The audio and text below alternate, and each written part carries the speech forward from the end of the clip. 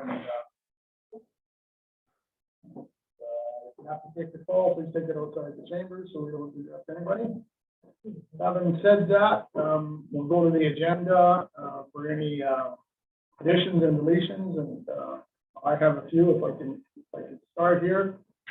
First one on 3.1, we're going to put in there also a delegation for Thorsby Chamber of Commerce, and they're going to talk about the sign there. Yes, we're gonna do like a 3-2 and then bump everything down. Is that what we're saying? That's correct. And then 3.2, just a correction to that Pentecostal church. It's actually the New Life Christian Fellowship, Reverend Glenn McBride, and it is anniversary is on July the 10th. And then we'll go to the CA reports, 4.1, the CA report. The two subcategories, one is the Warburg Heritage Days we're going to add, and number 2, we're going to rural broadband. And then the last one that I have is in camera. We're just going to renumber them from the first one, 7.1. That'll be the first one will be at 7.2, 7.2, 7.1, and 7.3 will stay the way it is. Does anybody have any other additions or anything else to bring up? Darryl, what did you say after Warburg Heritage Day? It's rural broadband. I think it's actually a rural email. I think it is something like that. I'll move to adopt the agenda as amended. Thank you very much. All in favor? It's carried. So the new business then, 3.1, the Cobbett delegation. Before I start that, Sam, you're looking a little older today. Happy birthday. Well, actually, I was born, it was somewhere around 9 o'clock. Oh, stop. Well, congratulations. Thank you. Happy birthday. No, Marty, I was just supporting her. Oh. So if you want to talk about the community, the Wi-Fi decision, Donna, if you. Yes, Mr. Mayor, the community hall has been asking for Wi-Fi service for quite a while, so we did some homework. Mr. and Mrs. Kobluck have been asking us to bring this to council's attention. So we thought about, do we need Wi-Fi or do we need a hub? And so we did some input with Global IT, our company, and talked together folks. And a Wi-Fi hub will work to fill the request that Mr. and Mrs. Kobluck wants for the community hall, because it still gives a monthly cost regardless of if it's used, and half the cost is to avoid monthly fees. And as well, the community hall doesn't qualify for a rural hub, which translates to high rates and low data cap. That results in service fee growth with the usage. The hub also has a short Wi-Fi range, resulting in weak signals and slow speeds, and they can only service a handful of devices at a time. So any more than 10 users will make it stop working. So we wanted to look into the hub in case anyone suggested that it's not feasible. So then we looked at proper IT support in there with the beam and the access point, the Ethernet switch, and so on and so forth. And the total to put that in is $3,753.68 for reliable internet. So I'm just introducing it, and of course, being it's not in the budget, we brought it to council, and Kobluck, please, you have the floor. I don't think it's worth it. You know, it isn't. I was thinking that we could be back off of the library, as soon as you go into the hall, you can connect Wi-Fi in from the library. There's only one group of people that rent the hall that want to use Wi-Fi. Because of the COVID, they've already decided that the Zoom meetings are the way they want to go. So they probably won't even rent the hall. So I'm glad you found out for me. I don't think it's useful. So is this the Wi-Fi, I'm sorry, is the library run off a hub? I haven't enough thought. It's the It's the same as in the yeah, I think this is what it takes to hook up from the community center, all these pieces to hook up into the community center from from the recreation center. Why? I mean, I'm not too smart on all this stuff, but, why does it say, when you go into the building that you can hook up to, so you have to use your password? I think Corey's better answer for that. Well, I was just gonna say, like, I'm with you, Marlene. I still use my phone to send and receive phone calls. Like, Yeah. way over my head, but I agree that it would be a beneficial thing in the long run, but yeah, it's really not budgeted. We don't really have a plan. I mean, it's something we should keep talking about and see if we can find a good solution. I think it'd be good for the hall I know and, that, password makes that work. well, yeah, I mean, I'm sure we can find maybe it's something we can keep working on, but yeah, I mean, I don't want to spend $4,000 of unbudgeted money on a whim, right? That's a bit of a different equation, but yes, I think it would be good for the hall to get Wi-Fi in there somehow, if we can do it at a low cost option. Not that. Yeah, but yeah, I think we just need to keep talking about it. We'll work on finding a better solution than what we currently have. Sam and, sorry, Sam, did you have something? Yes, I do. There are people who use the library Wi-Fi outside of the building. They sit in that little gazebo. Wee hours of the night, wee hours of the morning, and they have their computer, plug into the library, which is like from here to your truck. So Yeah, well, if they're getting it, why can't we just run a password for us?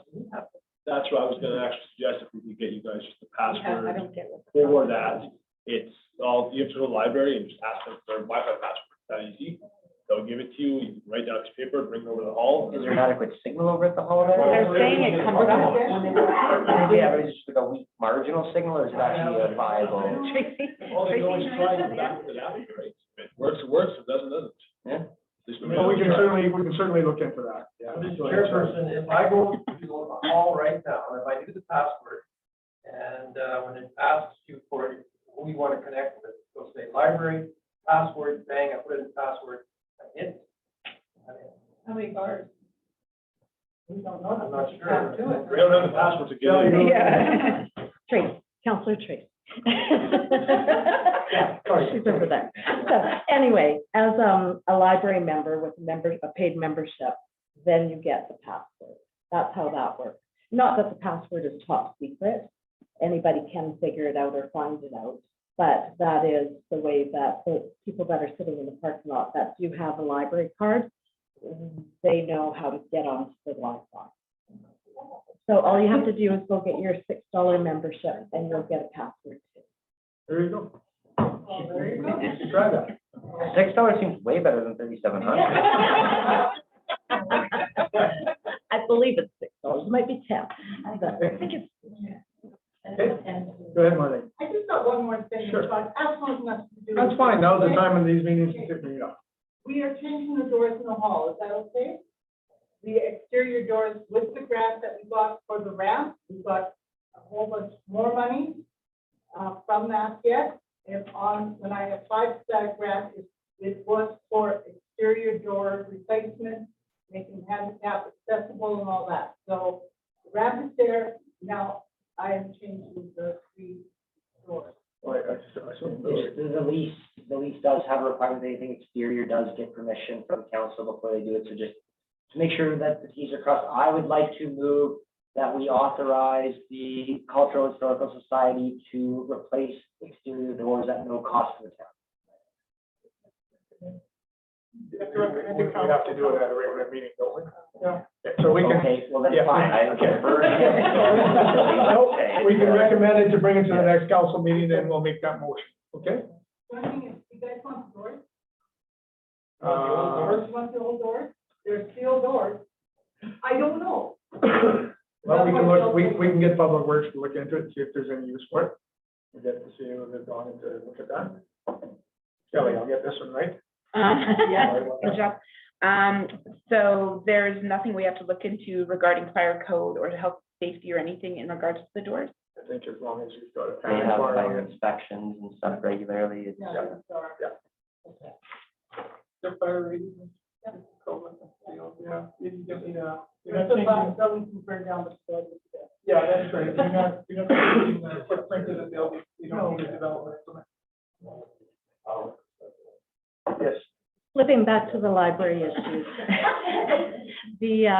library is on the SuperNet. So the SuperNet was put throughout Alberta a number of years ago. It goes through the municipal offices, police stations, libraries, different places like that. So it's not available to everybody, the SuperNet, but it is a very good internet system, and that's probably why you're seeing the bars, because it is strong. Just a thought. Okay, so you guys, we don't have to tell you to do that. Are you gonna try that for the password? Okay. It will only give you one device at a time. Then going back to then, the only other thing is, as Corey said, that we recommend that we, Yeah, they do need a motion according to their lease, approving correct. an exterior changes. so we'll recommend that, make motion at the next council meeting. Recommend, yeah. All in favor of that? That is carried. All right, any other business with the hall and the Wi-Fi? No, not until next. You've got some weddings coming up or not? The windows will sell. Oh, the windows, okay. Is there any bookings coming up for the summer, or is it? Yeah, Pentecostal church has their anniversary is going to be, in there, and there's going to be a wedding that hasn't taken place for the last 15 years. It'll be in there, and. Good. All right, thank you very much. So I see the delegation here for the Chamber of Commerce. Congratulations to all you people there, and Sean, as the president, and if you don't, I'll give it to you, if you don't mind introducing everybody that's here. Sure, yeah, so we had a meeting on May 31st, and we have an entirely new board. We have we have 8 different businesses on the board. Nobody's connected or related or anything. Everybody's just here for the community and ready to get things, make some changes. So I'm now the president of the chamber. Dave Mann here is the vice president. We've got Matt Burr here he is one of the directors. Now. But yeah, and then we have we have 8 members on our board.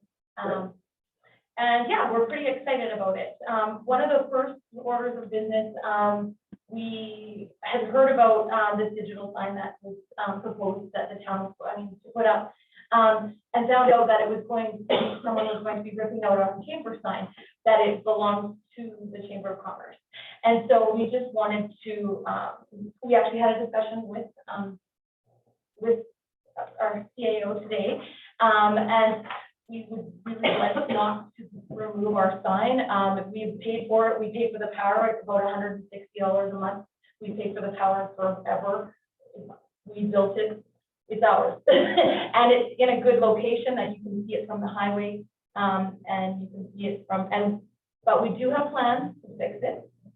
We know that it's pretty run down. It had a Band-Aid fix, I think it was 2014 or so. And it's time to change it, and we are willing. We have a lot of businesses willing to do something about it now. Now that things have changed, and yeah, do you want to add something? No, that's about it. We'll just repair the one that's there with better lighting, get it repainted, lake sign, gateway to the Pigeon Lake. And just from my house, I see how many people sit at that sign and figure out where they are. And it's nice. The chamber, the new sign is that moving ladders across, and I don't think we can sit there and wait. Go through all that, if we can do that. But fine as it stands now is where. Okay, so Donna, you've been talking a little bit again about the sign there, and you think maybe there's a solution there to move to a different location pretty close to there, the property that we own there? I think so, Mr. Mayor. I talked to transportation today about our permit, and our permit still stands. I was thinking maybe moving the sign a bit north so that it gave the chamber sign more visibility. We can't, because there's not enough room there with respect to the transportation right away. So when I talked to them, I think another site we could move it to would be just this side of the bridge on the road going into the industrial area where that pole sign is, there with the 3 signs on it. So I don't have the address, but anyways, and it would fit there quite nicely. It still has to be used as a welcome sign for the transportation. It still is facing Highway 778, so they still have control over that.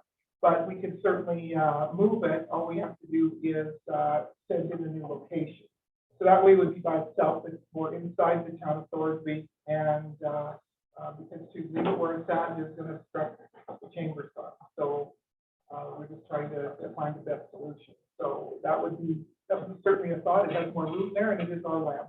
So does everybody know where that is? That's like when you cross the bridge and you turn left to go to that industrial where farm center, and we have some green space there. Green space, yeah. I don't know how many acres it is, but there's a sign, I think, for the rodeo, and I think there's a sign for the lots, and then they probably shouldn't even be in there because they're not our lots anymore.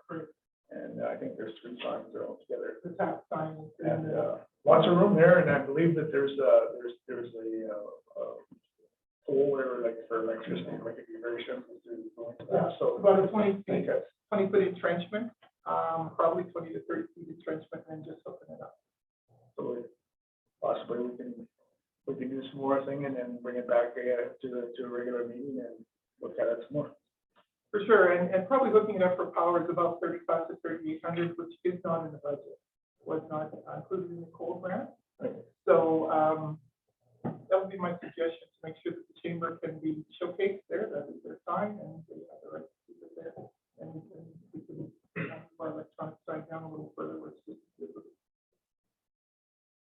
our suggestion. Anybody have any other comments or questions regarding this? So I guess I would recommend that we bring it back to council once we get more information, and then we can make a decision at that time. In favor of that? Good. All right, anything else in there for the Chamber of Commerce? No, the next meeting is July 24th, the first, I should say. And is that open to the public or? I believe, I think it's There's a Sunday. Okay. July 21st. All right, thank you very much for that, and thanks for showing up here. 3.2, the 100th anniversary of it's the New Life Christian Fellowship with Reverend Glenn McBride. So they're having the hall on July the 10th. They've rented it. They've got a luncheon going on at 1 o'clock, followed by a celebration at 2 o'clock. I believe it's by invitation. I don't know that for sure. Talking to Marvin and Julie, yeah. Yeah. So I've been invited to on behalf of the town, so I would be glad to show up there and give my congratulator for the, 100 years. It's not very often you see that around here anymore. So just wanted to throw that in there, and don't think we did anything further on that. Right. 3.3, diligent community essentials introduction. Thank you, Mr. Mayor. We're in the process of populating a program designed for ease of access of minutes and agendas for council staff and the public. This was budgeted for in the budget, and I'd like to turn it over to Ms. Carlson to explain, just give an overview of what it is and what it's going to do and how it's going to make our life easier for the council. So when I started, we came across a program that had been in place since around 2019. That was through iCompass, which is, they also call it diligent, where it went largely unused. So that program, we were able to upload minutes and agendas for public consumption. However, it never was advertised on the website as far as I knew, and it wasn't populated with very many agendas and minutes. So I reached out to iCompass to ask them whether, we were still in agreement with them, where we were at. And I expressed that we still have a necessity for a public portal for minutes and agendas. As the website is not suited either in easy use or storage costs to host the amount of files necessary. Administration was able to identify a newly released portal suited for the town's needs at almost half the cost, and has just received access to intent. So currently, administration is in the process of populating the portal with agendas and minutes and preparing for a public release. This portal also functions as a digital way for counselors to take and keep online versions of notes, have access to a single click and open function in each package, as opposed to scrolling down the section, or flipping through a bunch of papers. And have the ability to send live notes between any staff and counselor that is also using the online version without halting the flow of the meeting. So if I'm sitting here and let's say, for example, Tracy has her council messenger has a comment something she'd like me to remember for a future meeting, maybe something that she followed that she didn't want to interrupt the flow of the meeting. She can send an online digital note to me, no interruption, I can see it, and then make a note for the next council. Administration hopes that this program will allow for better transparency with the public and will help to move towards reducing the amount of paper waste each month. This program was included in the administration section of the 2022 budget, and I will be personally hosting July 20th evening training sessions for any counselors that are interested in coming and learning about the program with me. We can have it here in the council room, pull it up on the big screen, and sit there and go through it one by one, or as a group, whichever anybody would prefer as part of their learning style. So hopefully we can start looking towards a more digital future. So going forward, all of the agendas will be in there. Yes, I'll also keep them on the server as well. Okay. And if, there's no way to get a hold of, a laptop or anything in the moment, I'll absolutely still send somebody the copy. I have no issue with that. However, we're just looking towards doing the best we can to reduce the amount of paper waste. And we can do that. Jesse, on July 20th, what time will the training be at? That was something I was going to ask you guys as well. We have library meeting that night at 7. Oh, So okay. both Shelley and I will be affected by that. Oh, okay. Yeah, are you guys interested in the 21st? July 21st, correct? Yes.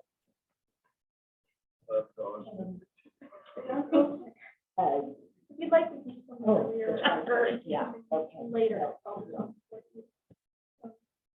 Like maybe 4 o'clock. Yeah, absolutely, or later. This is an evening, so you guys can come up for. I don't know what. This we've been digital, are we gonna have to have computers or devices here in order to use it, obviously?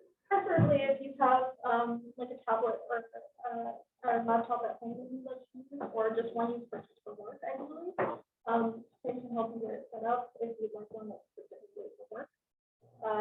In that case, yes. But again, if you absolutely can't, I know. I think it's a great idea, but I prefer paper, that way I'm not playing tic-tac-toe with Councilor Ash over there. Don't know. I think that us to have our devices up, or trying to listen to everyone that's in the meetings. For the public, it's great idea. I like it. Like the sounds of it, but I don't think we should be trying to overwhelm our desks or our eyes. I know. We have devices in these meetings. That's why I actually prefer tablets, just because they're smaller, you sort of close them or keep them down flat if you want to stand up. So I think that's the way I'll go. But if you guys have any interest in it, again, it's optional. If you want to do it, you absolutely can, and I will be willing to work with you to train you in it. That way, everybody's using it the most efficiently for their time and not fumbling with it, because we don't want anyone to feel frustrated with the program. And if you absolutely don't, I respect that. 100%. We'll continue. I prefer paper. And on that note, will that happen if you send you a message or a sticky note? And it's not a chat function. I think it'd be great to have that all in one place. I mean, right now, I don't know, they're all over the place. Like, I mean, just find something here, you find something there, so it'd be great to have it in one spot. No, I agree. I don't think it was ever accessible publicly, but yes, the agendas were on iCompass, and that's why I went and found all of them. And now that we're not using it, I have a hell of a time finding it. Oh, yeah. It was a far more convenient option for me, and it drives me nuts having the paper copies. I don't like it, and I was happy having the digital. Absolutely. And that was one thing when I noticed that, it wasn't ever on the website. And one of the big things I've been working towards, and this, I've been talking for a couple months, and this is a newly released program. And I was happy to kind of fall into because it costs less than what we had before. And I'm currently in the process of populating it. And I would love to have the public talk much easier to our I think it's just something. Can you send us out? Any other comments on that, anybody? Yeah. Would it be possible for you to send us out? I know with another one of my groups, they can send us out a calendar with options, and then we put in our options, and then you can pick the date that works best for the most of us or something like that. Yeah, Yeah, I can figure that out. Okay. yeah, that's it. Yeah. I've never heard of it, but I'll figure it out. I know Kelly knows it. I know how to use, yeah, we're kind of all doodlers, so it's all good to do that. Okay. It'll make it easier to look on our website. It's just gonna be, way better for the community and it'll help for Corey better as well. Well, yeah, like I said, the flipping through pages versus clicking on a hyperlink that just takes me to the right section, it's so much easier. 100%. Yeah, 100%. I totally agree. All right, well, thank you for that. I don't think we need any motion on that or recommendation. Good. We'll get into the council reports for May, 3.4. And then we can push for all of them together. So the first one is for myself, 3.1, the building report. I actually have the copy. It's we've been having trouble with emails. I wasn't able to get it to you, but you know, for the month of May, the following activities. May the 10th, we had our town meeting. May the 12th, Tiny Tots appreciation at the complex. There was a pizza party for the Tiny Tots and appreciation of taking an initiative to clean up around the complex. About 35 of them. They all had pizza, as did the parents, and flower seeds, and a pot generous donated by Sarah Donna. Thank you very much. And I think they got everything from the number. So that was very well attended, and there's some of the little kids had some pretty good smiles on their faces. I think it was much appreciated by all. May the 24th, we had a regular town meeting at the town office. The 25th, volunteer appreciation at the complex. Smokies, hot dogs, and refreshments served to the seniors. And thank you for the staff, Jesse and Kelly and Tracy, for doing some of the cooking. They had some live entertainment, and I think everybody had a pretty good time there. Also on the 25th, we had the 3920 Alliance hosted at the town office. Councilor Miller and myself attended. They came up with 3 objectives for the 3920 for this year. One is to update the bylaws and the governance. The budget, they set it at $15,000, and a big part of that is the video that they're in the process of doing. We actually are included in it. It's called the point of view video. Footage was already shot during the parade and at the rodeo, so we will be getting that stuff once it's all done and put it all together. The third thing that they're trying to concentrate on is the strategic plan update. They've had a couple over the years, and the last one I think was 2018, and they're trying to update it. Lastly, the $3,500 yearly fee for this year has been waived for everybody. They felt that, you know, until they get something accomplished, that they weren't going to charge that fee. So it will put it someplace else in the budget. So that was great. May the 26th, there was a surprise retirement party for Sharon Pollock, 20 years with the Tiny Tots that I attended. Councilor Musler handed a certificate and a small gift on behalf of the town of Thorsby. I don't know. I think there was well over 100 people there. Oh, 250 at least. 250? Okay. Yeah.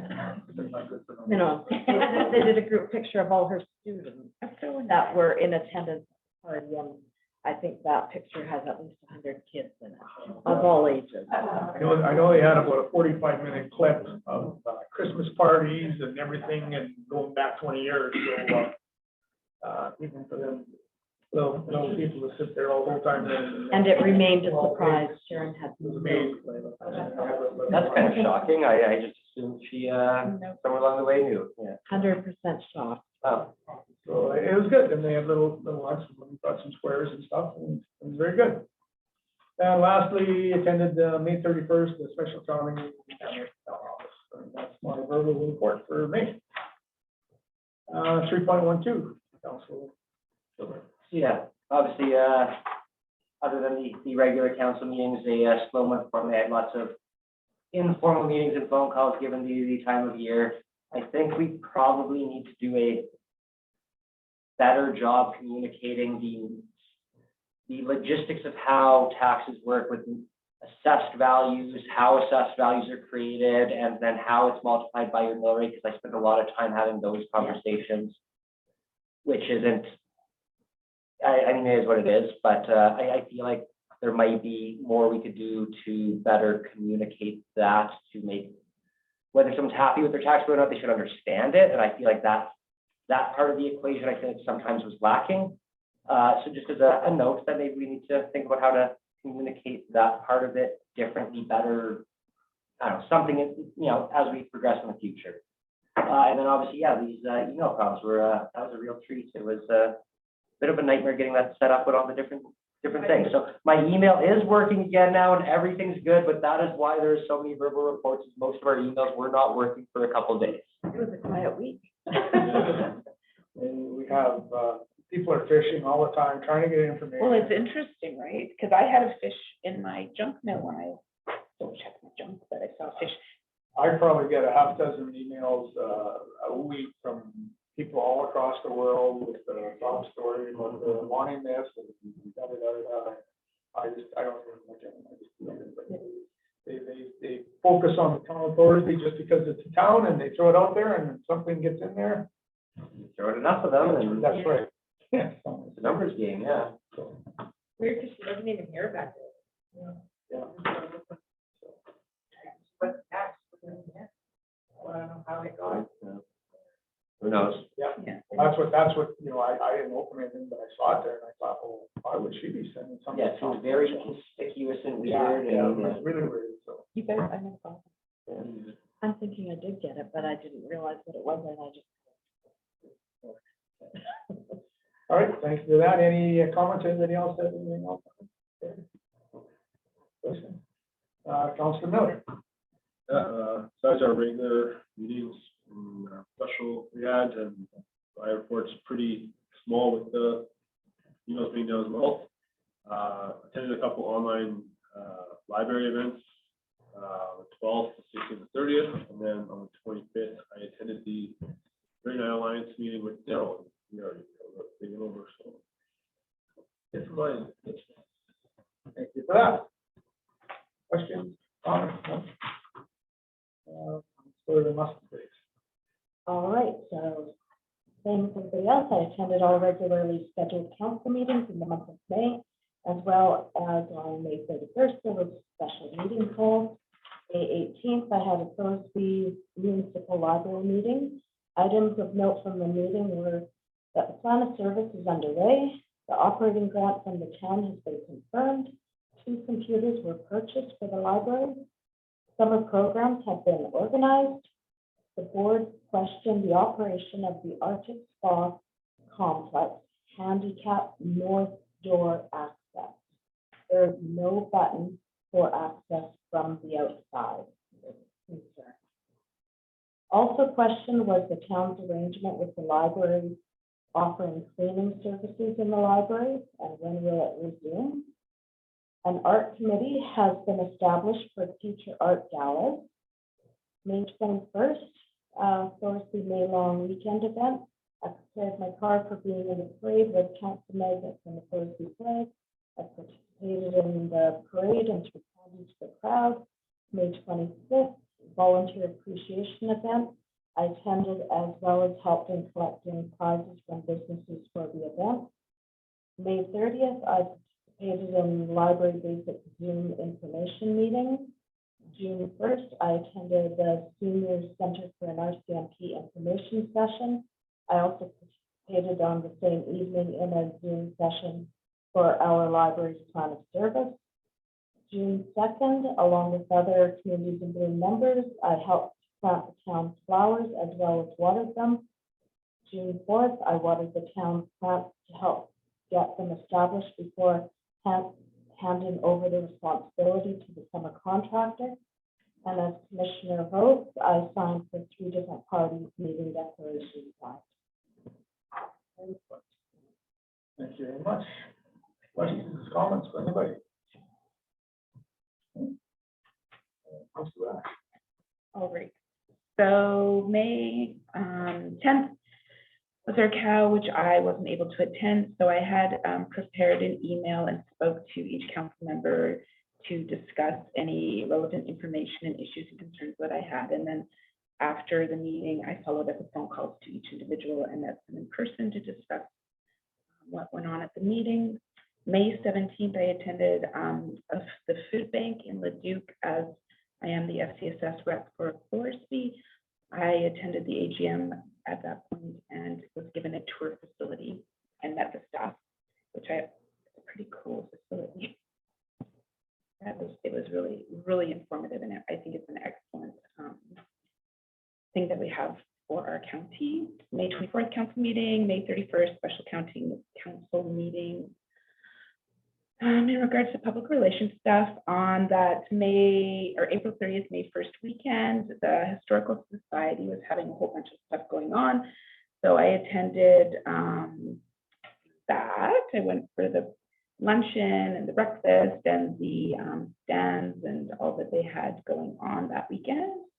On the 21st, also, I attended all the May long weekend festivities and was in the parade with Councillor Mustin, throwing out candy and all of that fun stuff. Attended the rec center and all of that kind of stuff. And then on May 25th, I attended and volunteered for the Thorsby Volunteer Appreciation event, some barbecuing and stuff like that. And then on the June 1st, I also attended the RCMP Town Hall info session. And that was that month. Thank you. Any comments or questions on that one? All right, then maybe I could entertain recommend a motion just to information all the council reports for May. Information. Thank you, John, all in favor? That is here. And item number 4, CA reports. 4.1, see where we're going. Thank you, Mr. Mayor. I won't read every bullet, it's a pretty long report, but I'll just grab some highlights for sure. Bullet point 2, from the last council meeting, we talked about a small sinkhole in front of a resident's home. And of course, myself and the public works team attended, and the issue was fixed 2 years prior, and engineering was complete with Jared and Select Engineering. On further investigation, the situation was fixed again in 2019 without engineering and fixed by the town public works staff at a larger cost. We went and looked for all the receipts when the town public works staff fixed it. And I won't give out the names of the staff at that time, but we have the receipts for the cammering that was paid back to the residents. We have the receipts for the equipment that was rented at a cost of $4,116 for the cat excavator. We have the receipts for the trucking of the excavator, the 3D line location, back truck systems at 4688, and all their staff signed by the public works operators at the time. The total cost at that time was approximately $15,036. It was a storm drain that was causing the problem at the time. It was decided by the town staff at the time not to do the storm drain repair, just fix the sewer line, hence the collapse. So typically these kind of fixed costs between $8,000 and $10,000.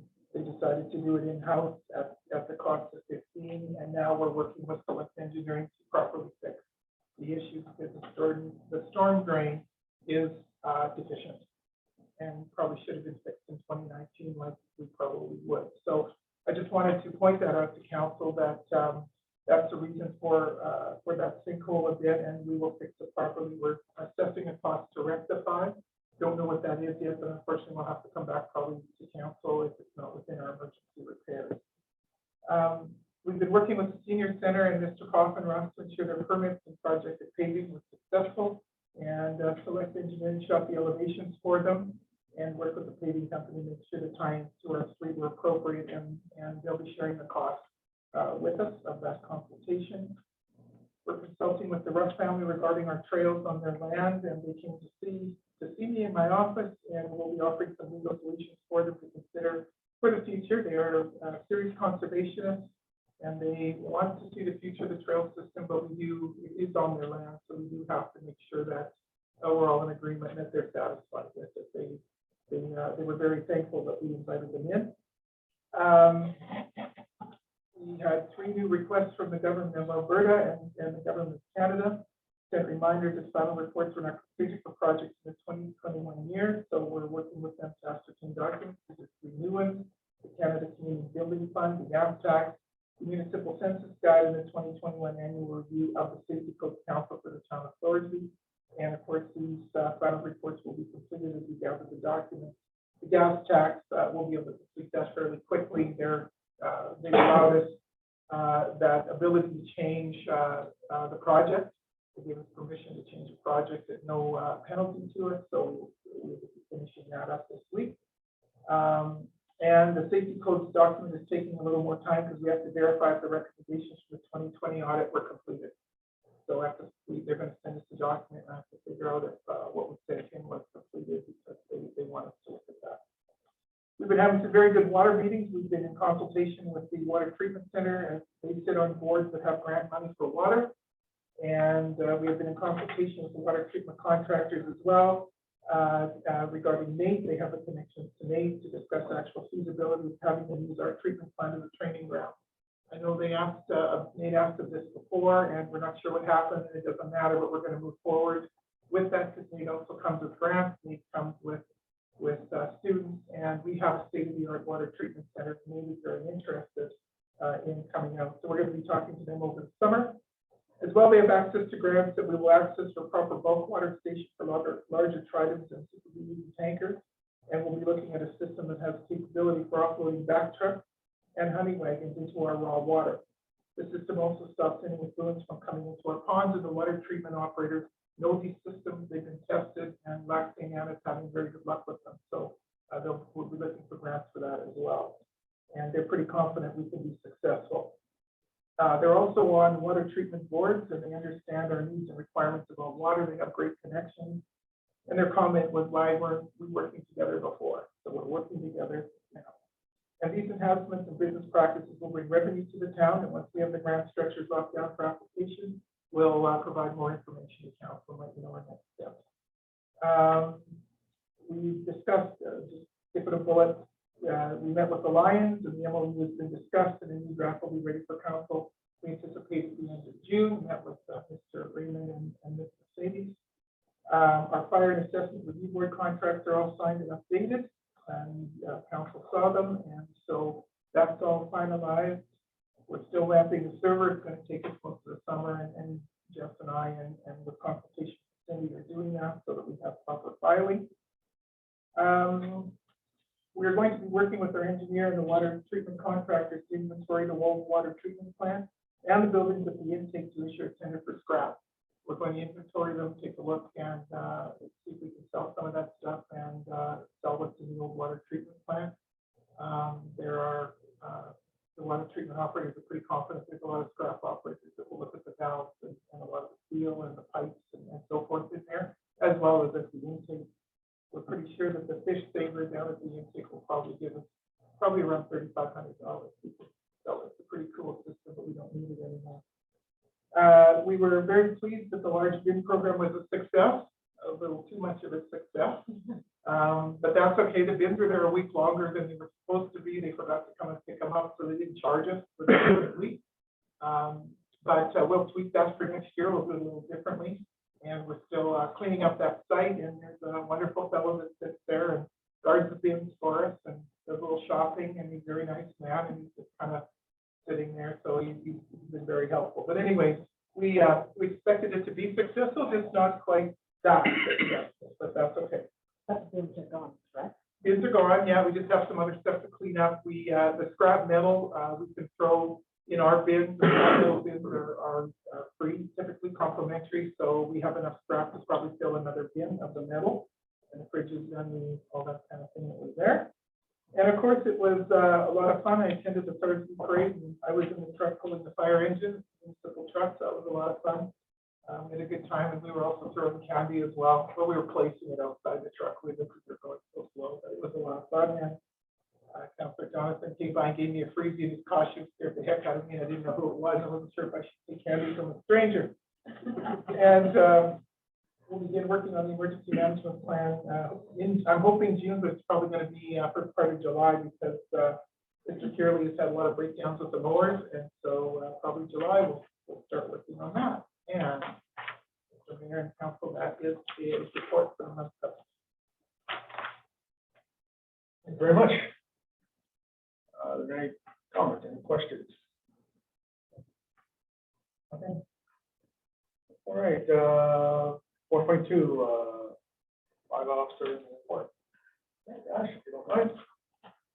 Mayor and Council, for the month of May, our focus has been on the following tasks: answering ongoing questions around funding food, create a quick reference folder, to accommodate common questions around certain sections of the land use bylaw, review business application form, David Cruz and the business bylaw 2001-14, vote to educate the community on community bylaw sections and the Thorsby targets.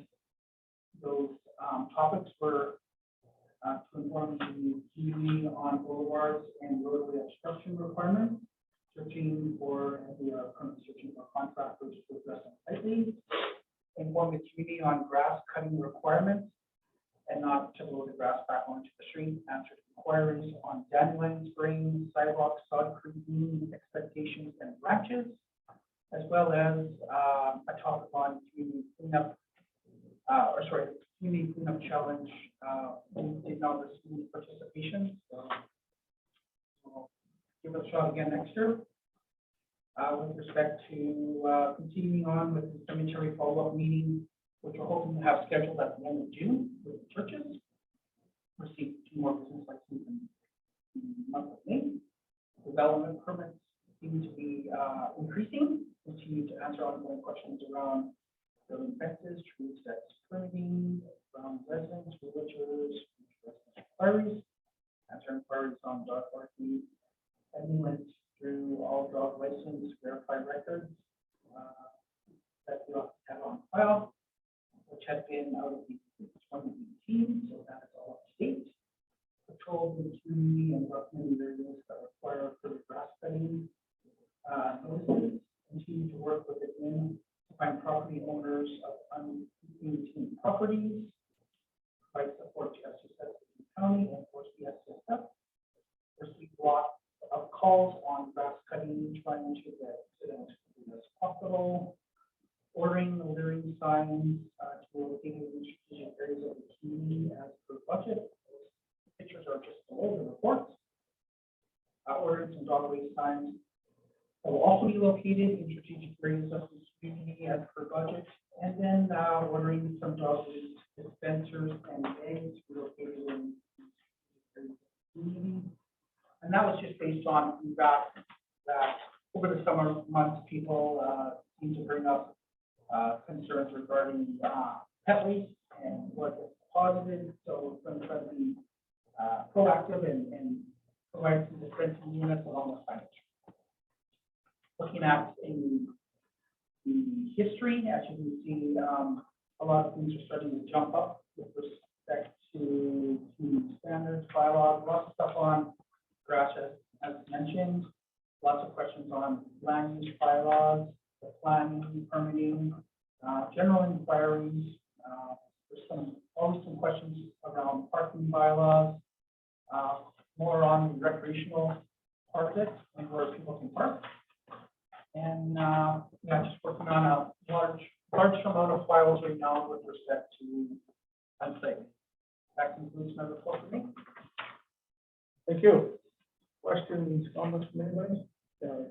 Calvin? I have one comment and actually a question. Number one, the comment I'd like to make is I'm really happy to see the Public Works Department mowing the entrance as you come into Thorsby along the ditch. That's really nice. In the past, it was grass, 4 feet high, but it's really, really nice. However, if if you look at bullet number 2, from the top down, bullet number 2 says search for contractors to address unsightliness. And if you go down 3/4 of the way down, it says continue to work with admin to find property owners of unmaintained properties. I drive into Thorsby every day and I see the welcome to Thorsby sign. Completely mowed beautifully all the way around. Take a look at the rock work underneath the sign. There's grass that's 2 feet high, quack grass growing in there, there's thistles. And I don't understand why that has never been maintained. That is our entrance to Thorsby. Another thing is the Hart memorial that was built under the Chamber of Commerce sign by Mr. Rick Hart and his family. That is just torn apart, pile of dirt sitting there. It's all full of stinkweed. It just sits there. I don't understand why nobody cleans that up. That's all I have to say. All right, thank you for that. I know what you're talking about, you know, that's in front of the sign for the Chamber of Commerce you're talking about. There's a pile of dirt and stuff there, I believe, when that was taken out, and that is not our land, but I think that's probably something that we can look at, maybe do something with it. Mr. Mayor, we talked about that this afternoon in our chamber meeting, and the chamber has graciously offered to renew that, redo it. Once the sign is renewed, that will all be landscaped properly. The entrance sign, I'll check into that for you, Mr. Pope, thank you. I know we've been going for the first time around the memorial to the fellow that had died along the highway, and we've done that this year. So I'll check on the sign. We've had a couple of lower blowouts already this year, so they're in the garage, so it could be just a delay. So there's no blowing there. It's handpicking. I'll check. I'll check. Thank you, Mr. McPherson. Did you have a question? Yes, I did actually. And it was about the bylaw officer. When you put these notices on the door handle, that's meaning that your yard and the weed, what determines which house you go to? Because you go to some, and the 2 or 3 houses nearby, the yard is worse, and they don't give it a notice on their door. Is there any particular reason that you? Perhaps you can reply. So I'm basing the estates right now on height. So, I know there's still more to come. I'm trying to work back from the highest to the ones that are not there yet. So my focus is based on the ones that really have gotten away and maybe haven't been mowed at all yet this summer. So that's the one. The ones that remain a problem are the ones that are empty lots and we don't have residents living in the community, and we don't have a phone contact, so it makes it really challenging to get a hold of them. And by the time we send a letter, that's a week, and by the time we think about doing something, that's another week. We are trying to engage that as quick as possible by using all resources that we have to try to make contact with them as quickly as possible. So I know that doesn't help us. So we're trying our best. Go ahead. Who moves the ground? Oh, go ahead. Go ahead. Who moves in front of Petrochem? There's the boulevard, the sidewalk, and there's more. Who does in front of the storage unit? They definitely should be getting tickets. So each resident and business is responsible for their maintenance of their boulevard. Okay.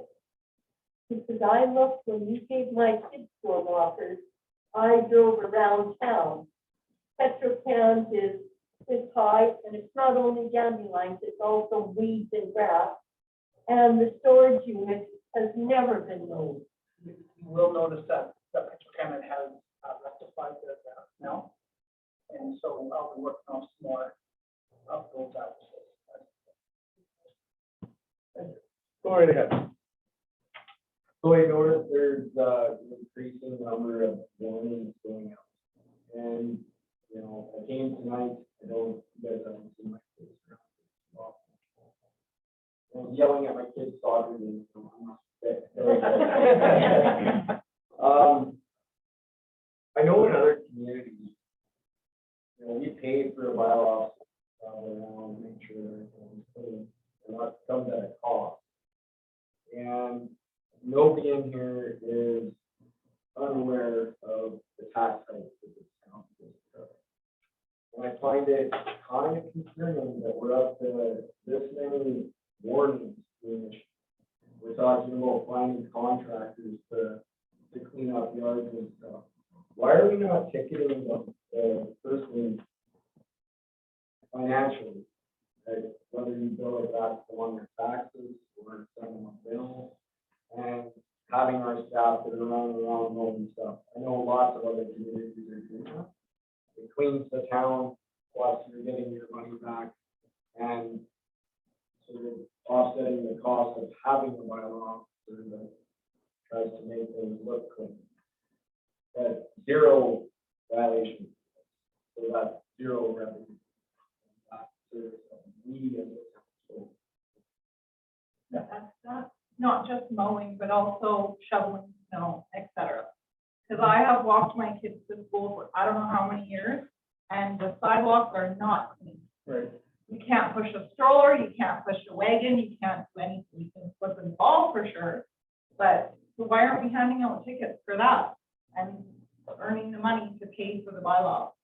All right, they're good. I just have one comment. I know that in the past, we've been discussing this, and I mean, it goes further than that. I mean, there's late water payments that people have been excused, and there's lots of nickels and dimes that, I'm not saying it's big money or not, you know, but a lot of money has been given away that could have been collected, and I think Sia Donna would certainly comment on this here. Oh, sure. I can clarify the rotating list of contractors. They're only for the very serious unsightlies where we have to get somebody in to clean up the property. That doesn't happen very often, but we wanted to have a list of the mowing contractors in town to be fair, because they're typical yard cleanups. And there's a huge process that goes with that, especially if they ignore the tickets. We've got to look at orders. We've got to look at, it's quite a lengthy process, and sometimes takes a little longer to clean up than we like. As far as yards that aren't working, yes, if they fail to comply with the door knocker, because that's our first line of defense, where we phone you or we will come and see you. We try and do that before we give you the door knocker. Then the ticket is issued. And as far as sidewalks this winter, I can tell you from personal experience that they were very slick and they were very icy because I crashed. And there'll be automatic tickets this year. We will send out something in the target where you must keep your sidewalk clean within the first 24 or 48 hours of a snowfall. And if not, you'll be ticketed. And then we would do the same thing with contractors to clean up their sidewalk. And those charges are charged on the tax roll of that landowner. So we are on that. We're just amending the process. So your comments are well taken. And anytime you're concerned to, come see me, come stop in, see what's happening. Happy to talk to you. Sadly, you might see us again. That's fine. I'm okay with that. I'm very upset.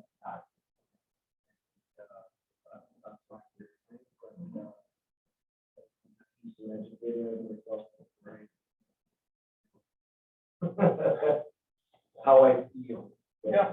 I'll make sure CFO Ben Lees is with me as well, Cindy, and come in and see us the next week. Cindy's not here, but please come in after that. Come see us. You're always welcome. Happy to talk with you. Coffee's free. And you know, I'm not saying that just to rip on you guys. This is a community that I've lived in for a long time, and I kind of feel like they're going the wrong direction. You know, it's not the fault of the people, but I think I'd like to see more hard line looks at how we can get forward, down. We can certainly tell you, that's why I mentioned in my report tonight about the water. We have to deal with that, and we have to do that treatment plant with high capabilities and Touching on our high water costs, so that's not going to be touching on our high tax costs. well, it will, It's revenue. for sure. Revenue. It's revenue, it'll be revenue. Anything we have to do due to pipeline water to, we're looking at pipeline water to Malheur Bay, and to Summer Villages, and to Muscatine, ceremonial grounds, where we've got a grant in right now to provide engineering studies for, not whether we can do it or not, we can, but it's the engineering of the different infrastructure at Malheur. Malheur's Bay has asked for water because they're unwell. That's a cost that they would pay for. The grant pays for the pipelining, pays for the infrastructure assessment, so forth. We have the treatment plant that can do it. Nate, when they come with grants, they come with opportunities. And our dream, I guess, with using the water plant is that it, and the new bulk water station, it does bring in revenue for the town and can offset taxes. It can give us a tax stabilization fund. So when we get into this now of high inflation and so forth, we have a stabilization fund that can rectify that. So it's in the works. I'm happy to discuss those plans more with you. It'll all be done with grants. Please come in. Happy to talk with you. Any other comments? We should take a quick break if somebody's before we actually. I could speak quickly if you'd like, Mr. Mayor, to Mr. Curley's report. Yeah, we probably will. Reports. Yeah, we've only got a few more reports and then we'll be out of here. So. Sure. Mr. Curley, the fire practice. We'll be faster. We'll be Okay, faster. go ahead there. I won't go through every point. Mr. Curley's the fire practice tonight, but with his, Mr. Curley's completion of 96% of ICS 300 for emergency management, he and I are now in the town both at level 300. So we're able to do lots of very advanced things with the emergency management plan and disaster plan. So, basically he's been busy with mowers, blowing bearings, blowing belts, blowing out this and that. And so he's glad it's raining. He said to indicate to that. It's probably, Well, can I just ask a question? sure. I went through some targets, 5 or 6, just to double check that I was right about this. I saw in May that Kelly had posted the summer jobs for the rec center, but I haven't seen anything for public works. Are we hiring public works summer students? We are, but they're only allowed 8 weeks. So Andrew is waiting to get the most out of that 8 weeks. So they'll probably hear July and August. But we haven't advertised for it yet. No, not yet. We will. We already have resumes in. People are dropping them off. We'll throw a resume in the target, and we expect we'll be able to hire very quickly. Yeah. We just have to maximize that time. Canada student loan, or sorry, summer student grants are subsidy. Yeah. So you're right.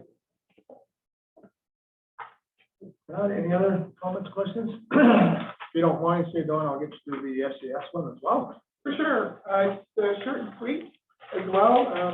Michaela's busy tonight. She's preparing for the seniors. She wanted to be here tonight to send an invitation to council and to the mayor and to staff to attend the seniors appreciation dinner that's next Wednesday. Thank you. I got so many dates in my head. Wednesday. Thank you. And she's been busy also. She's 3 days a week programming with recreation. She's busy getting ready for a bunch of events there as well. So she's working tonight. So she said to provide her regrets. She also had her first, I guess, experience helping a disadvantaged client who now is safe in hospital, and we're very thankful for that. And we're thankful for her and Bylaw Barry Rash's kindness for that gentleman. And she's busy, so planning stuff for your all enjoyment. So please come to the senior. And I believe there's on the 22nd, there's senior appreciation. Thank you. Here it is. I got the right date. Picture. June 22nd, 2022, 11:30 to 1:30. Thank you very much. Thank you. Welcome. Any comments, questions there? Last but not least, the Kelly. Kelly. Recreation report, please. So May 21st, along with Sandy, we'll host our first food event at the complex called the Walton Back Bash. It was bring attendance. Probably in my history of being here with the complex, that is by far the largest event we've had. And the amount of people through those doors, so it was fantastic. It was very exciting. We just brought a welcome back to Ms. Krista and her certificate dance program, which is huge in our community. So she's been super nice. She just did a quick spring program.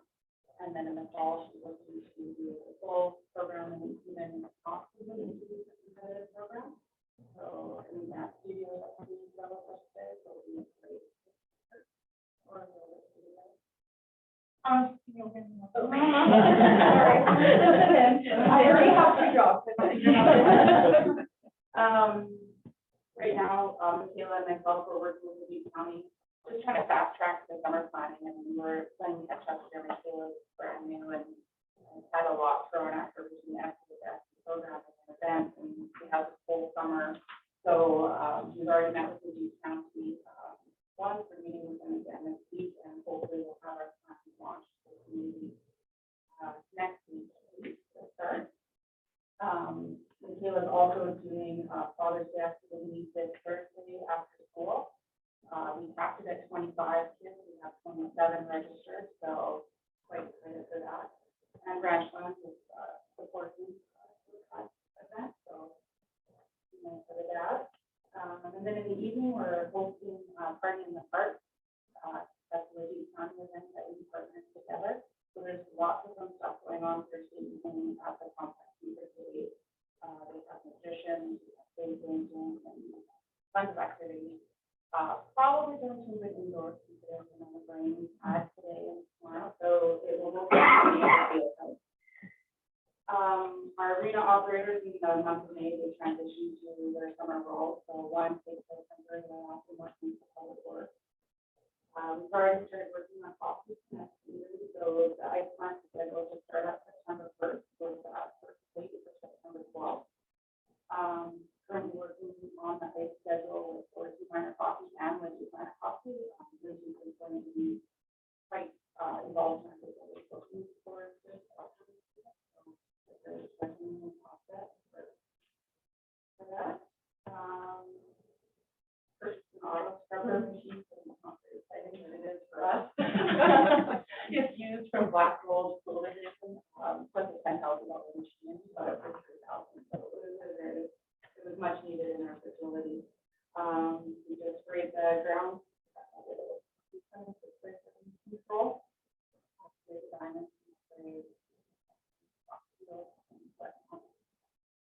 We have lots of changes going on at the complex.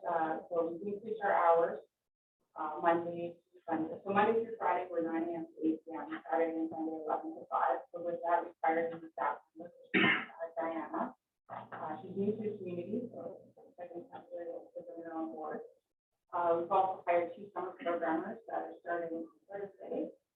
So during the waters and Dylan was off, and working all summer with Michaela and our summer program. Our ActiveNet software, that's been an ongoing project for a while. We are actually officially live with it and full force. So all transactions are now happening at the complex instead of at the town office or memberships and whatnot. We just got our debit and credit machines back up on Friday. So it's tracking everything properly. And then, yeah, we're working with our spouse and our sponsorship agreement. They have the name right. So we just working with them. Wow. Close. Thank you very much. Kelly, questions, comments? I just have one little comment to say about the party in the park. We need to move, has an app to do the barbecuing and looking after the food, and yet it's all free. So everyone come out, for party in the park. On June the 16th, so mark that on calendar.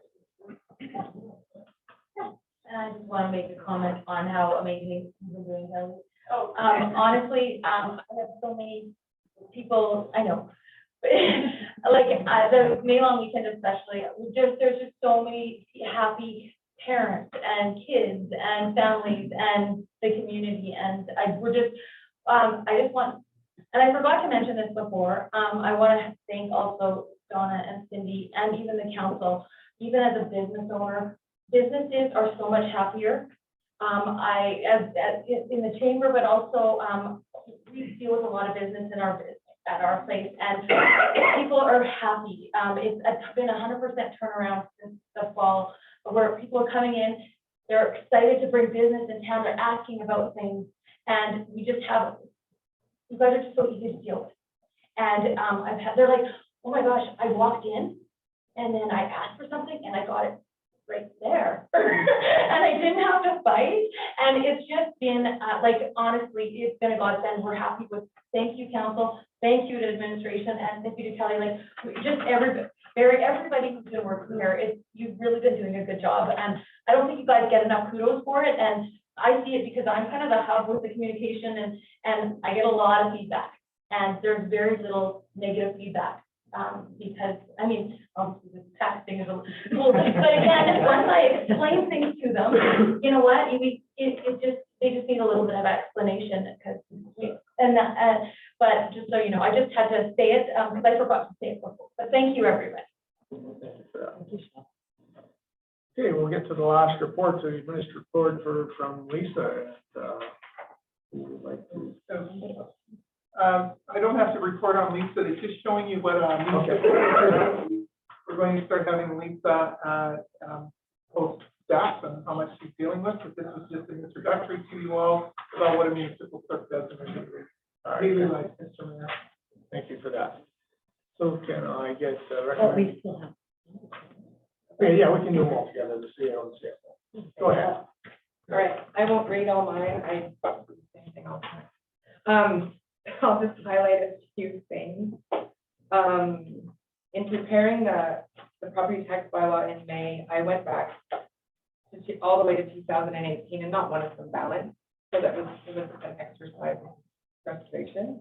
And then when we actually did the property taxes, it took us 4 hours to balance GT to the property tax bylaw. So I'm not sure that exercise has ever been done in the past to make sure that they match.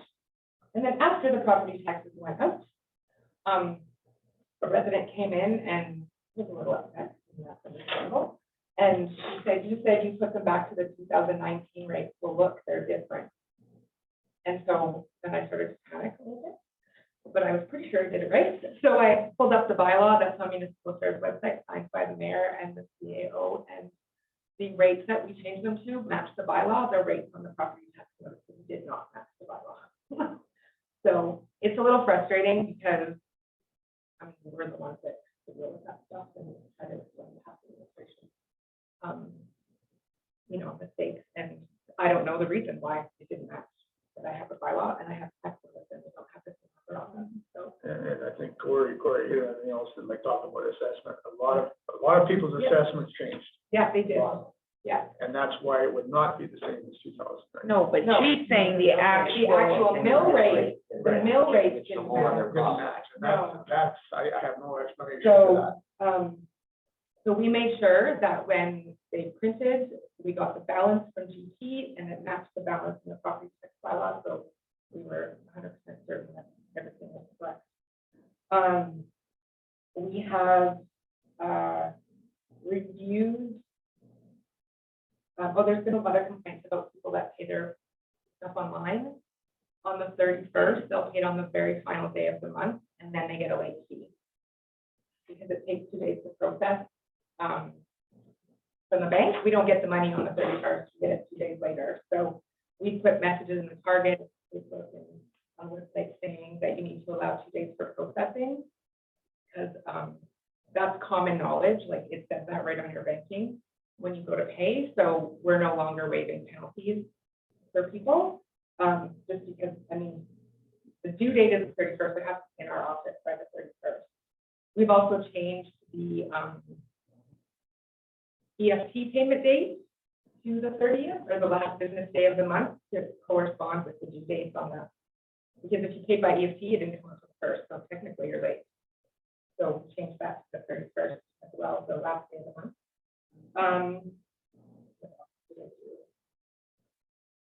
Oh, we reviewed the tax incentive policy, with Donna and just discussed recommendations, and I believe we're bringing that forward to the next, Cal meeting. We certainly are. Yeah.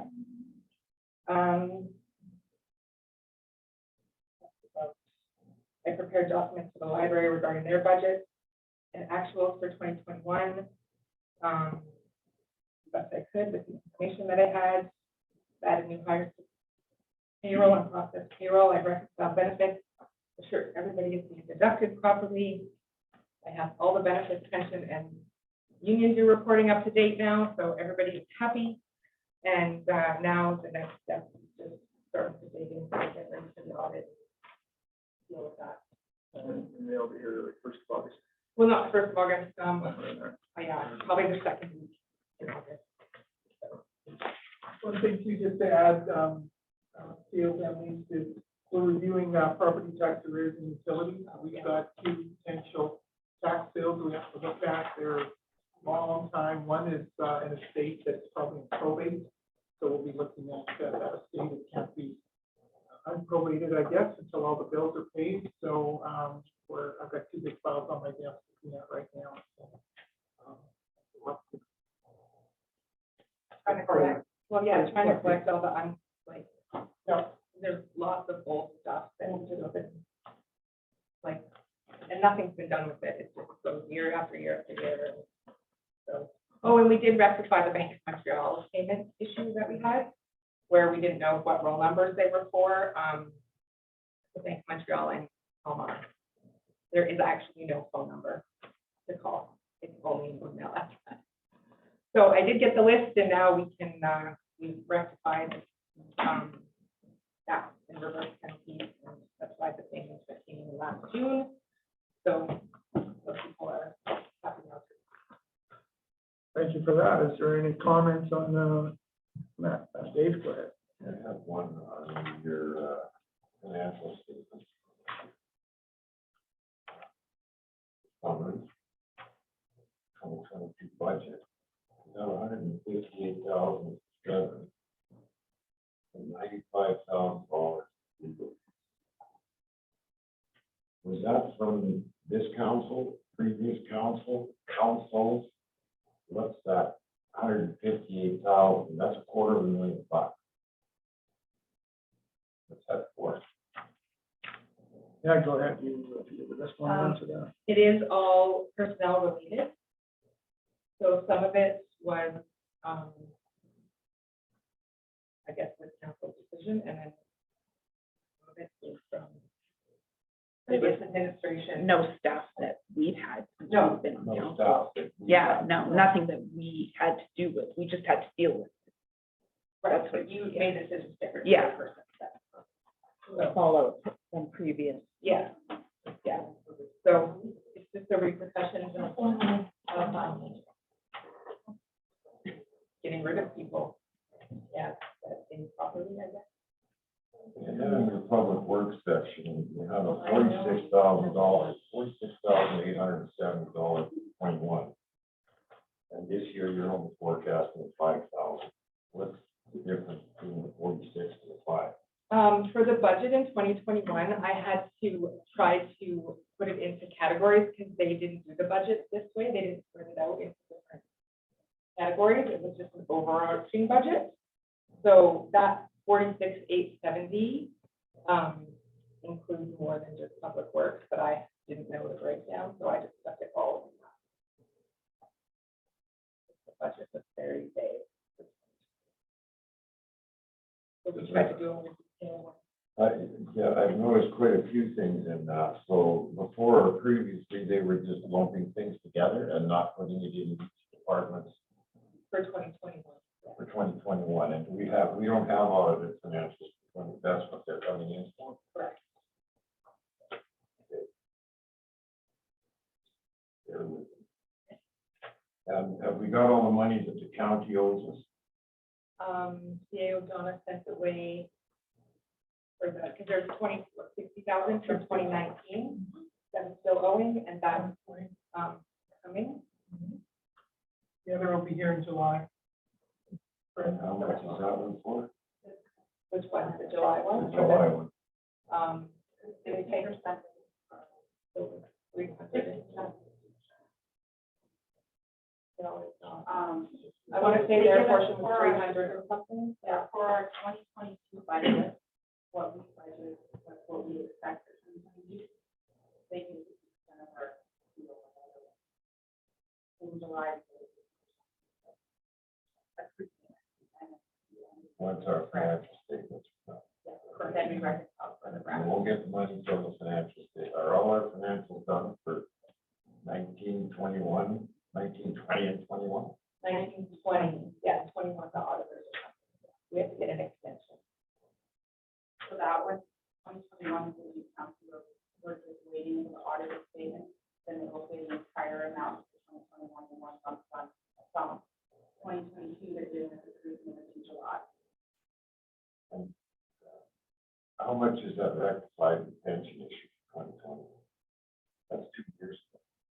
How much did you take on your status report rectified pension issue? Oh, that was just somebody so in 2020, there was an employee who was terminated, and they weren't terminated in the system, the pension system, so I had to go back and find out their information.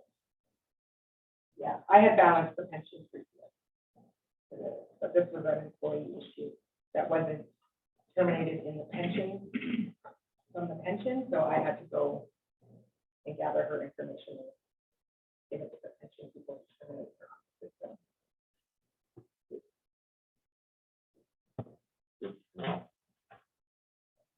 Anybody have any other questions? For the CFO report? Okay, can I get a recommended motion to accept the CAO and CFO reports for information? I'll make a motion to accept the CAO reports and the CFO reports. All in favor? Carried. So before we go into camera then, if anybody has anything else they want to bring up? Rob? I want to know if that skate park has been set up for the kids yet, and if not, why hasn't it? I guess I could comment, or Donna, do you want to comment on it? It requires a cement pad. And the tennis court was aged for that purpose by last out. It's not cement, though, it's pavement, and it is not compatible with the skateboards. If they catch a rut when that asphalt heats up, ma'am, it leaves a rut in the asphalt, and another child coming along can hit that rut and injure themselves. Not only that, it's fenced.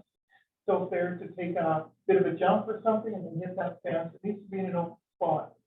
So we're looking at trying to find reasonable cement so that we can bring this back to council, because the cement pad is required for is not in the budget, so we have to bring this back to council. Best I can do, ma'am. I didn't inherit, We did the best I can. with what we inherited. Yeah, I was gonna say that now, let's say that, Councilor. Ms. McPherson, you have a question? Yes. A lady asked me the other day about, first, a lady asked me the other day about having chickens. She's been in town 18 months, and she wanted to have some chickens in her backyard. And she said, the bylaw states that you can't have them. And I said, but I don't know unless the bylaw changed, because I know 2 ladies that have chickens. One I don't think has them anymore, but the other one I believe does. So why could they have chickens and this lady not? Is it I'm gonna relay that to our bylaw officer, Barry. Do you know anything about the bylaw for livestock? That would come to livestock, I would imagine. What I can recall was there was a pilot project done between 2017, 2018. And council was supposed to make a determination of whether or not we were going to go ahead with the chicken bylaw. And I don't think we did, but I don't know the reason why. But I We think can do a little bit Councilor- more research on it. I don't have an answer for you off the top of my I head. don't know. I know that other I don't communities. remember if it got read or passed. There was definitely revisions and or work done to said bylaw. that would have allowed it. Where that ended up, I don't believe it actually got passed or amended before the election though. So I'd have to go back and check off, and I don't readily know. We'll check into it. And the second thing I have is saying what people have asked me questions. This 26% increase in taxes, has it increased that much because of the out-of-court settlement that you have to pay for 2 employees, I think, for Iowa, and probably also the third? If we hadn't had to pay that out-of-court settlement, would we not have increased it that high? Okay, I'll follow you. Cindy, can you? Well, that's part of the reason, but there's also no infrastructure being done here either because of those settlements. So I would have assumed property taxes would have went up still, because council lowered them in 2020 due to COVID as a temporary measure. We just put them back up to the 2019 rate. So in reality, Thorsby hasn't seen a property tax increase in 3 years. They're still the same as they were in 2019. You got a break in 2020 and 2021 due to COVID. That's the verbiage that council put out there. So, and that it was meant to be a temporary measure. So we had to cut the budget this year too. We had some staffing issues that we had to deal with, but we are also putting a hold on infrastructure because we have to reevaluate where we're at and see where we're at after we don't even have the 2021 book finished yet. So we're working on getting that done, and once the audit's done, then we'll know where we'll have a better understanding of where we're actually at. Another thing is to remember is that we are full service, all right? The complex was shut down pretty much for the whole time of pandemic, okay? So that's a huge cost for us, right? And we get cost relief from the county, but we all know that it costs us a lot of money, and service provider and all these things combined to, as Cindy said, it's not, it's bad, there's no question about it, but it's a hold the line budget. Our hands were tied. You can't run a deficit under the NGA. You're not allowed to run a deficit. We had to come up with the money for a big part, like you said, on the legal fees, full services, combination of everything. Yeah, go right ahead. So the average community tax increase is between 3% and 5%. So if you times that by 3 years, if we haven't had a tax increase, that does not add up to 26%. But it went down 21%. Ours never went down 21%. Well, the mill rate went down. Your assessment, we don't know. I don't know what your assessments do because it's your assessed value times the mill rate. So the mill rate dropped from 12.482 down to 10 point something. We're still paying far more than any other community in the province. We get nothing for it. Our road, our street isn't even paved. Like, it was, but someone came along and pulled up all the asphalt. Like, I'm not kidding. I've wrecked my car driving up and down my street. Which street is that? Oh, I see. Okay. My neighbor, what came to council 3 years ago, complained that the potholes were insane. Right. I came home from work one day to see that the asphalt had been ripped up, and not even gravel, but dirt had been taken out. My question to build on this, what is this council doing to vet future members of this community that are going to be in charge of our finances, things like that, so we don't end up paying $250,000? And I suspect that that's dropping the bucket if we went back further. And that is a big concern. I think, like, Chair Don Henry, I mean, the water is a big expense for us, right? And it's tied into the tax. If we can get this water going, I mean, I'm probably the first one to say that's our savior for everything, right? And that's what we're looking at. Go ahead. So are our water rates gonna drop then too with all the selling of the water? What will Because happen? we're already paying 3 times more than what the average community is paying for water. I totally understand. I mean, Calmart's paying 6 or 7 a what happens, once we get the water going, we form a water commission. And that commission is all the partners, we're handling water too, and Thorsby and all the partners give, for lack of a better term, dividends off that. And we're hoping that the town of Thorsby taxes, and we'll plan for it as much as we can, go down. That's the first step we've taken. That's the first thing that's been done in, I'm not gonna say in 20 years, but it's the first step this council's done. And we actually anticipated to hear back from that grant a while back, but things with everything in the government, it takes a little long. So we should know very soon on that. And if we can go ahead with that, we're really hoping it's a step.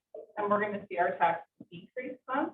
Well, it'll allow us, see, right now we have the only revenue we have in the town of Thorsby is you, for the most part, right? Taxpayer. And I don't mean that frivolously. I mean that very sincerely. So we have to attract business. We have a water treatment plant that is overbuilt and undersubscribed. That is our jewel, quite frankly, and we have to make it work. So that's all part of it. So once revenue comes in, for sure, council can lower tax rates if they need to. If we have a tax stabilization fund, that will help too, because that will also draw more commercial businesses in, because we need a bigger commercial base here, because our resident rates to commercial base is 70-30. So you're bearing the burden of this. So we want to get more commercial in. We have some inquiries already, but we have an industrial park where they never put the services in, right? The developer didn't put the services in. So we are working with that. I've got a couple of inquiries I'm going to follow up on. So that will all, we want to be able to stabilize that. Mine and Cindy's hope with this council, not hope, we're working very hard towards this, is that your taxes decrease and stabilize so that we can provide services, that we can deal with the roads, that we can fix things, and we'll have income. Right now, you have tax income, and we have to preserve it. And our role right now is to preserve that tax income, because some of our reserves are kind of dry, and we have an obligation to the Municipal Government Act to fill our reserves as well. So I understand your anger and your frustration. I really do, because Cindy and I are spending hours at this trying to figure out where everything is and what went wrong. I'll be honest with you. We're trying to fix it. So I don't think that there's a lot of hope for a lot of business in this town. Small towns are dying. Small businesses are dying. It's kind of the way the commerce is going in the future. Everybody orders things online. Everybody pays for things online. And there's less and less need for business in this town. And I just wonder what other avenues you guys are going to take, because we can't really attract a ton of small businesses. We've seen lots of them come and go in the past, like I've lived here, 17 years? And I've seen lots come and go in the last 17 years. Because it's just hard for them to be sustained here. Well, I think with the water comes manufacturing business. We can be an agricultural manufacturing hub. We have 2 cereal plants that want to come in here if we get the water going. And these cereal plants make the coatings for each cereal. Some for Rice Krispies, some for Frosted Flakes, etc. They ship it out on rail cars or Super Bs and send it to other places.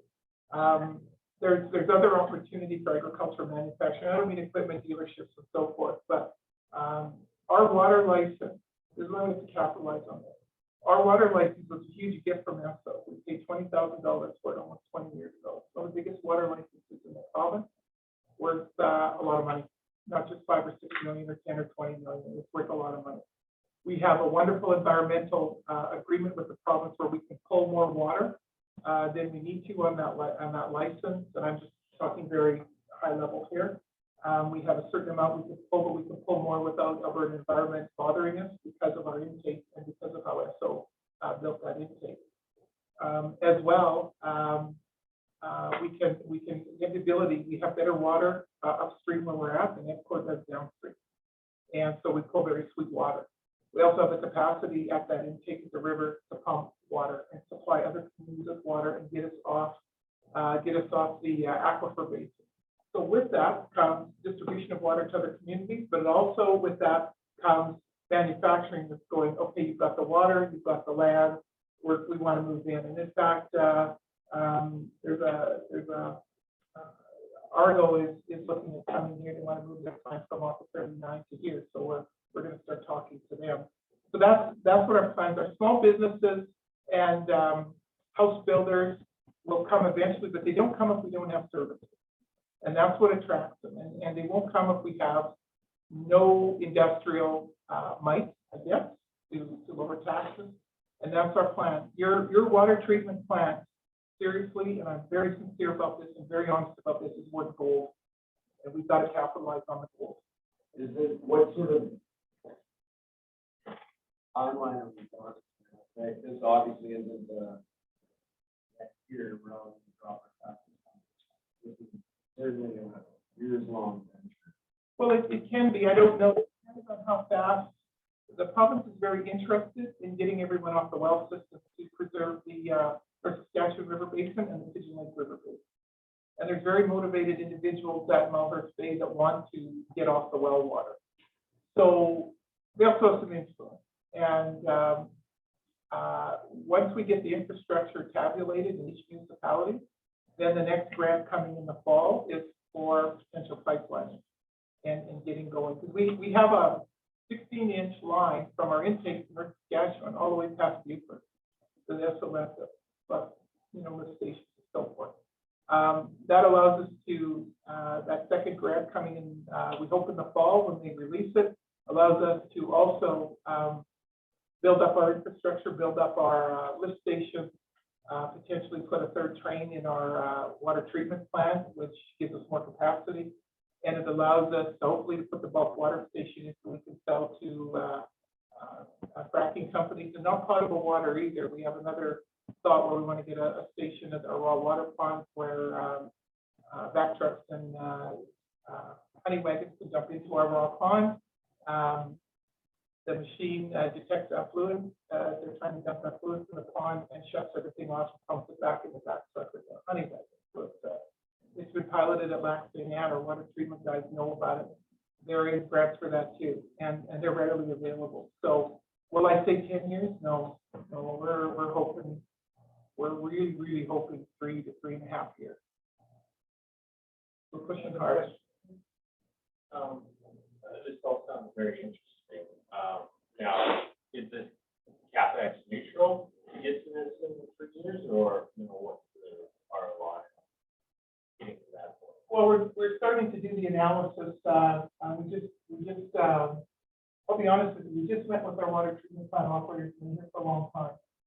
And they have great expertise, and we're just starting to do the analysis of the ROI on it, and capital investment will be granted. Because the province is very interested in water for life, and they're interested in that environmental portion. They know our water is good. They know that we're environmentally sound here. We've never had a breach. We've never had an environmental report because we have our water treatment operators are level 3 operators. We don't get past level 3, and that's the highest level we can go. So once we get our first grant, we'll start doing ROI, return on investment on infrastructure. Cindy now will start doing the analysis on what it's going to do. Cindy also certified management accountant, and we'll start recording. That's what we do. Thank you for your question. Go ahead, Chuck. I have just one thing. We were talking about businesses not wanting them to come into town. Maybe, small business, but I've had 2 businesses just come to me and ask me about the industrial park that they want to move in there. The only issue is the sewer. So even as a chamber, we want to kind of figure something out and see if we can work together with the town, because there's businesses that want to be in town. There was also businesses that were deterred from coming into town previously that are now slowly coming in. So which is nice, and that's why these businesses, now that there's a properly functioning administration that they can talk to, they're like, hey, what are these guys like? We're good. So there is actually, you'd be surprised, and you probably, I won't say it out loud, but some businesses that I like, but anyway, one other thing. So with the increase in taxes, how much extra revenue did that bring to our town? I think it's about $245,000. So pretty much the same amount as our weekend. So just putting it out there, that's 6 things. So that's why we can do. And yes, now we can. So. We had to make cuts to be able to fully run our town. Yeah, we did. So I mean, yeah. Yeah, like we've cut a lot this year, like we're not doing nothing. We're also told that Yeah, they don't necessarily want to play, yeah. We're watering the Yeah.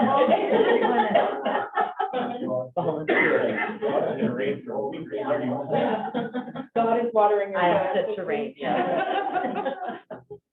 I want to reiterate, you guys are more than welcome to Yeah, come in and anytime. sit down here, and if I have some time, I'd come in and add my 2 bits, but, Well, we can talk about it all we want, but that's our great. property taxes are not gonna go down, and we still have to come up with that extra money every month.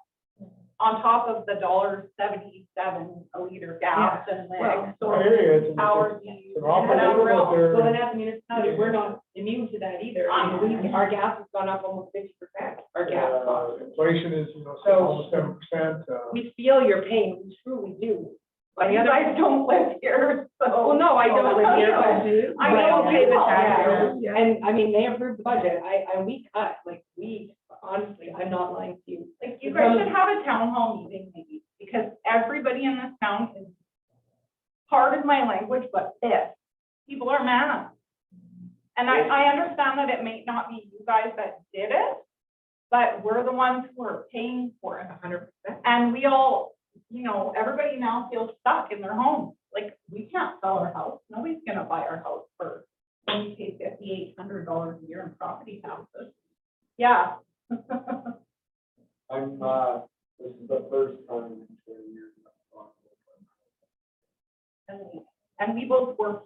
And sorry, 27. How do you justify charging seniors $900 to $1,200 extra on their taxes? That's garbage. every case is different, and I don't know how you come up with the increase like that. Yeah, if your assessed value has gone up and property value has gone up, and you're allowed to appeal your assessment. And then it can go down. But we don't assess the property. we don't have any control. We have a third party assessor that can assess So your how do property. they assess it? I'm just curious. It's through the Assessors Act of Alberta. And the assessors all have to act under that act. It can be a conglomerate of subdivision, it can be, it's all formula based. Are they coming in, like, looking at the properties from the outside? Like, I want to know how they're assessing things. We can have the assessor come. I don't want to answer that question because it's very complicated. I don't mean that to be facetious, but they do have look up the Assessors Act of Alberta. If you can understand it, please let me know. I'm not being silly here, but they're very strictly held to account. I can give you an interesting example. Our subdivision in Leduc is 41 years old. We're in 1976 houses, we've got the big yard, the bungalow. We were under an act order, all of us in the subdivision this year, to fill out the assessor questionnaire about how many development permits we had, what we've done for improvements, how big was our house, how many rooms did we have, how many bathrooms, did we add anything, etc. And at first we weren't going to fill it out because we thought, well, it's really none of their business, but it's under penalty of the act. So it is based on averages, it's based on formulas, and Grant, our assessor, is happy, if you want to come in, I can call him and he can come in as well. And he's happy to tell you how they do it. It's very mathematical, and We are able to speak with. yeah, I phoned him too. 100%. Do you know when, does he come in regularly? No. Can you make an appointment? Yeah. Your number's on our website. His number's on our website, you can call I will. him, absolutely. Because I didn't agree with my assessment, so I went into the website, which has our tax rules, which has our assessment for our lots, and I called Grant because the number's on the website It's on the website. and discussed with him that I didn't agree with his assessment, and he lowered it. Yeah. Because our neighbor's house across the street, that's only like 8 years old, It's newer, yeah. was assessed at less than ours, and ours was 1984, all original. Yeah, it's a good question, yeah. It is. Yeah. We have a school. Yeah. It's gold plate. Yeah. And you have an opportunity to appeal your assessment too. When you get your tax assessment notice, you probably notice on the assessment, by the way, sorry, I'm not doing this. I got a 6-foot wingspan here, so this is kind of you can, challenge your assessment, and you can appeal your assessment, it goes through the assessment review board, and you're able to do that, that time has passed, but copy the grant is never passed. You form it any time, and his number's on our website under taxes, and it's up. And Please do.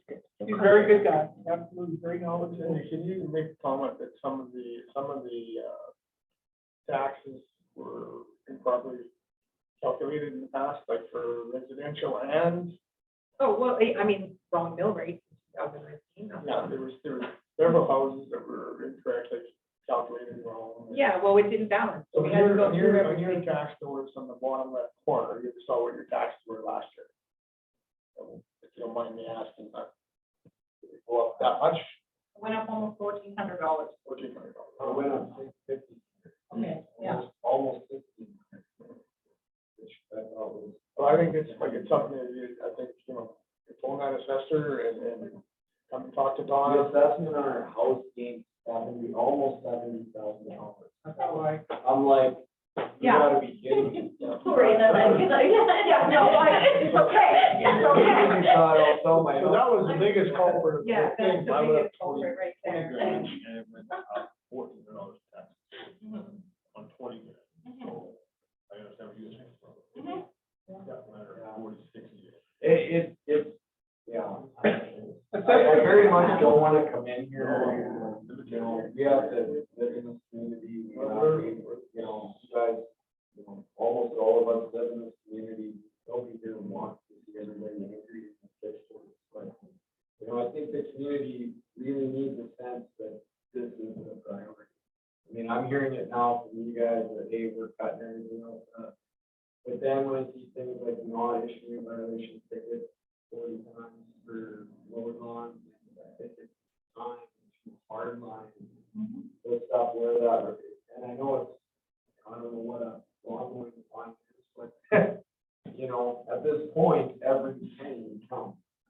And, it's wasting that water treatment plant, not only to Mulhurst, but I'm thinking all of the communities, and I don't know where your competition is even going around Pigeon Lake. Because I would venture to say that I would think in the next 10 years, they're gonna outlaw wells around that. Water is just gonna keep going up. It's a commodity that's traded right now in the stock market. If you know that, and it's an item that's just gonna keep going up and up. So that's where we need to really concentrate. If you can get Southern California as a customer, with the, Some of these close. I'll get on it, and I'll ask you to come with me. Make a good sale. oh no, I'll live here, we can just sell them our water. I can assure you that we have conversations daily about how to tighten. And like we say, this town has bled anything that's cost $1 million. So Yeah, It would be very useful to the council to have a town hall meeting and invite everybody and explain everything to everybody. That would be up to Mr. Mayor. Please, We will certainly take it into consideration. I will try to think those parts. Yep, we'll discuss it. We will discuss it. I'm one of 5 and we will discuss it for sure. because I know that was a big thing with the election. That was, I don't know because they didn't knock on everybody's door, but I'm assuming that high property taxes were probably one of the biggest things that people were complaining about. That and the price of water and our infrastructure. I know even on our street, there's a giant hole in the. Yep, and, That's gonna stay there. the other thing is not collecting taxes here, I'm on top of that. Rears water and like all the Yeah, things, like, where's utilities? trust me, people are getting cut off. Yep. I'm not nice. Is there any way that holds others accountable for what they've done to us? Because we pay for mistakes of others, and it's so frustrating, and it just continues and continues, and I wish there was a way, if anybody knows, let me know, because I'm really good at getting it done. So, because it's very frustrating that we have to pay for some of it, so, anyway. It's frustrating for me. I mean, yes, I don't live here, but I see this and it makes my stomach turn something. Like, honestly, I was born and raised in a small town, I'm a Rimsey girl. And our company, like, specializes in small towns, we do, because we believe in small towns. And I don't think they have to go away. And I don't think they need to diminish themselves. But a lot of times with small towns, they try and hire everybody. They can't hire all the talent, and they should be looking at, sometimes you need contracted professionals, and I don't mean it's $10,000 a minute. There's very good professionals out there. We've contracted a registered planner, one of the few in the province. She now has redone all the development permits. She does everything the proper way. We've brought in 2 new businesses based on new development permits. Our Squad has expanded the new development permits she's put through.